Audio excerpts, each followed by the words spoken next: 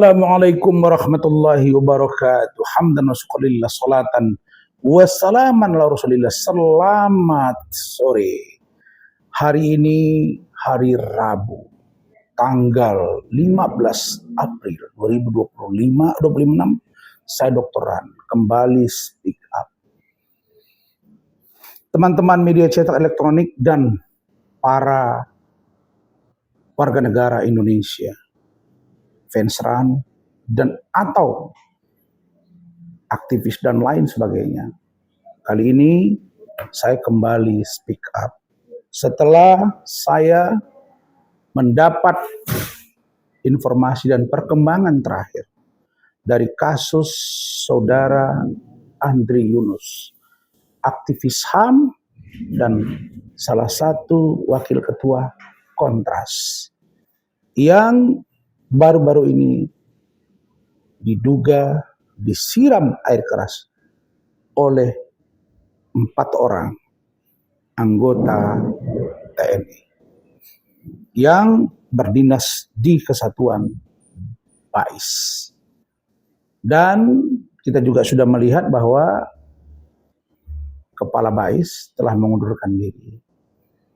Pertanyaan berikutnya, apakah dengan mengundurkan dirinya Kepala BAIS dianggap telah menyelesaikan masalah?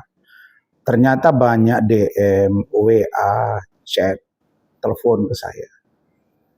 Bahwa kelihatannya banyak para aktivis HAM, banyak para pegiat-pegiat kemanusiaan, pegiat-pegiat anti korupsi, pegiat-pegiat anti kekerasan dari berbagai macam kalangan. Dan salah satunya misalnya para lawyer termasuk saya. Maka saya mendukung penuh agar proses pemeriksaan terhadap 4 orang pelaku yang diduga melakukan penyiraman air keras terhadap saudara Andri Yunus untuk diusut tuntas.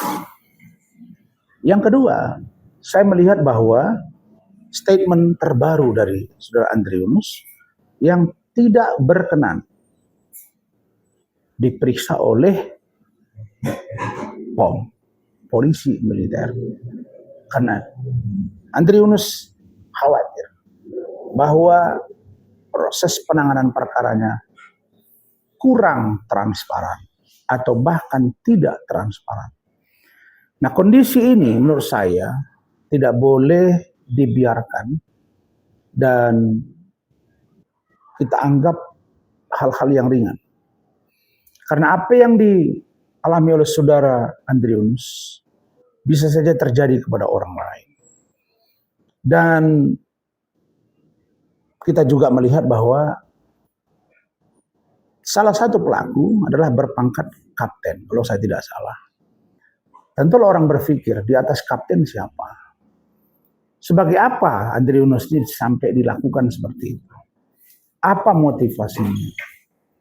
Orang menduga demi equality before the law, demi kesamaan di mata hukum, demi penerapan Undang-Undang 45, bahwa semua warga negara bersamaan kedudukannya di mata hukum, berhak mendapat keamanan dari negara, berhak menyampaikan pendapat dan dilindungi oleh negara dan undang-undang.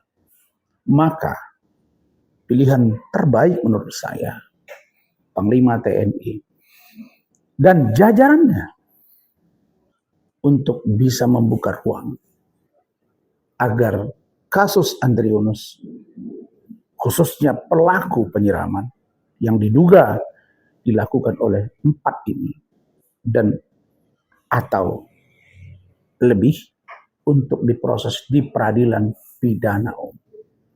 Demi transparansi, demi kepercayaan publik.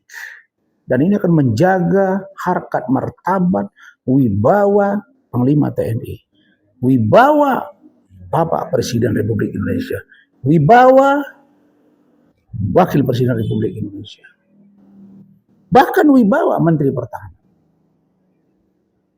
dan juga para pimpinan DPR, DPD, MPR. Karena itu lembaga-lembaga penegak hukum lainnya.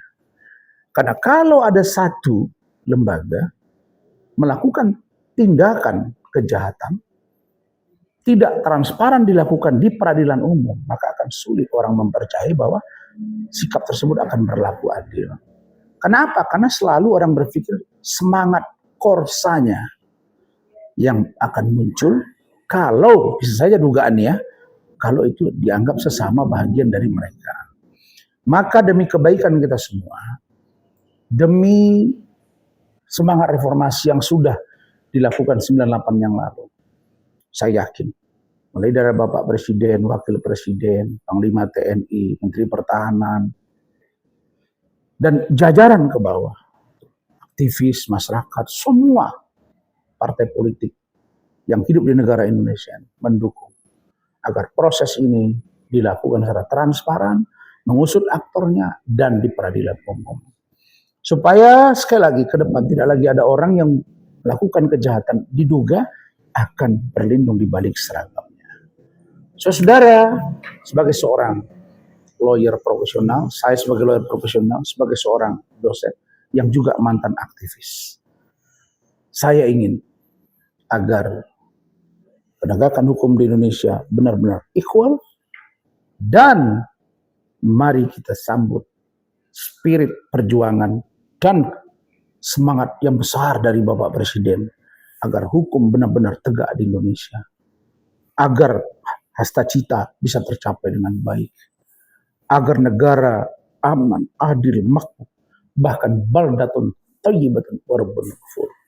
Demikian dari saya, dan kita akan pantau terus perkembangan lebih lanjut. Mudah-mudahan ke depan tidak terjadi lagi hal-hal yang seperti ini, dan saya juga berharap agar